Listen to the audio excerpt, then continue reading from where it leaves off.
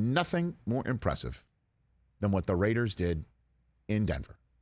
The Las Vegas Raiders, with their interim head coach, Rich Bisaccia, who had never been an HC. He is now the interim head coach for a team that we all know what they went through. Their head coach, who either drafted him or stared them in the face and told them one thing and stood for something that they thought that Jon Gruden was standing for.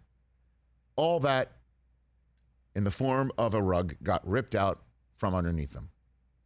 Poof, he's gone. Carl Nassib needs a personal day on Wednesday, as Mike Mayock mentioned, when he was the one who stepped forward along with Rich Bisaccia to take questions and be the face front individuals of the Raiders organization. As Mark Davis has not spoken in front of a microphone, he has spoken to members of the media. And apparently he did speak to the team on Wednesday. And finally, over the weekend, did say what I thought he was going to say instead of Mayock, which is what his father stood for in terms of diversity and in terms of hiring practices and in terms of inclusivity. But that team rallied around each other, used the football game itself as the proverbial and actual sanctuary, right?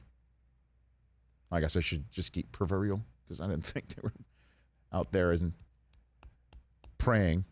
They didn't need it. Oh, man. I mean, Max Crosby, a hat trick of sacks on the defensive side of the ball. Just putting pressure on Bridgewater, not allowing that running game to get going.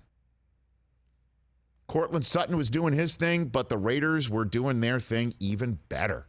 Henry Ruggs up top. Derek Carr playing his head off. And when leaders are needed in the locker room, he's like, I got it. So many people slag on this guy.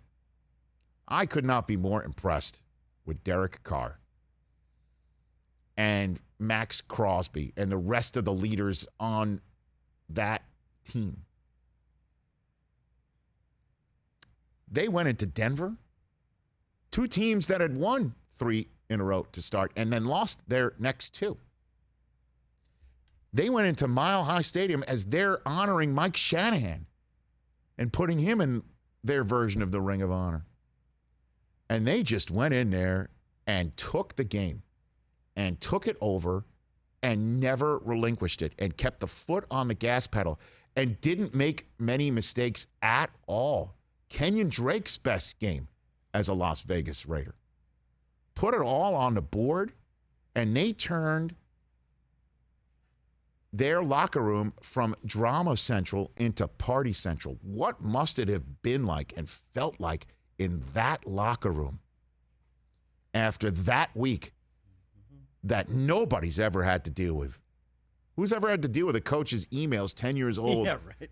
you know, coming out of nowhere and then suddenly causing everyone to question his heart and soul and motives and tactics, turning him from a tenured, long-term contracted, Super Bowl winning head coach into untenable as a face-forward employee and head coach and leader on the spot. He's never going to coach again. It's over. Well, you never know in this day and age, man, in this world ever again. I wouldn't put it there. What I will just, leave it to and just pen in just for this moment in this conversation is no team's ever had to deal with coaches there on a Sunday. He's gone on a Monday night. You're probably learning from, either my colleague Tom Pelissero of the NFL Media Group on Twitter, or you're watching the Monday Night Football game and Schefter pops up, Gruden's out. You're like, what?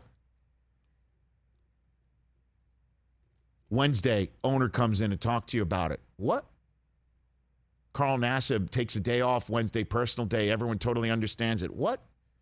Some guys in the locker room sitting there probably thinking, as Mayock said, empathy for Gruden, and certainly his family who's got to be dealing with all that. I mean, the emotions and the opinions and the talk and the conversations potentially arguments. You'd have to assume that might have been happening in that locker room Wednesday and Thursday and Friday. Or it could have been a perfect order of events kept in between the lines, figuratively, by a very strong leadership community within that locker room. Bisaccia, Mayock, whatever they did, congratulations. What a win. In division, on the road, needing it to go 4-2. They're now tied for first place with the Chargers. In record, the Chargers have that tiebreak because of the Monday night win in week number 4. Think about that. 2 weeks ago today, gents, and out there, ladies and gents, 2 weeks ago today, Jon Gruden was taking his team on a team bus, eventually to sit around in a lightning storm, but to play a Monday night football game as a 3-0 head coach. For a 3-0 team, thinking, I finally put this thing together. We're 3-0. We're going to come in. We're going to beat the Chargers, and it's going to be great. And we're going to be 4-0. But 2 weeks later, he's gone, and the Raiders are now 4-2 with Rich Bisaccia as their interim coach. And if they play for him, the sky's the limit. The way that they rallied around this. Unbelievable.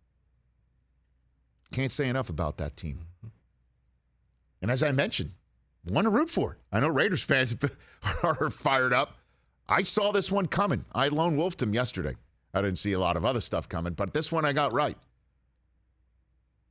Hashtag let Mayock cook. Hashtag let Bisaccia coach. Let's go.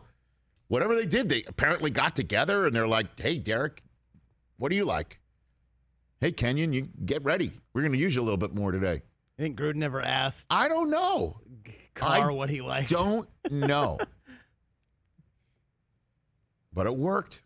Everybody thought they're just going to go right down the tubes. Yeah. And they went in and they came up with a road division win in Denver with Shanahan showing up, his name in the ring, the fans there, ready to just like boat race the Raiders and say, you're dysfunctional, look at us.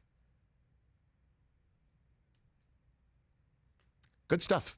Hey, you watched all the way to the end. Thanks for that. Watch more right here.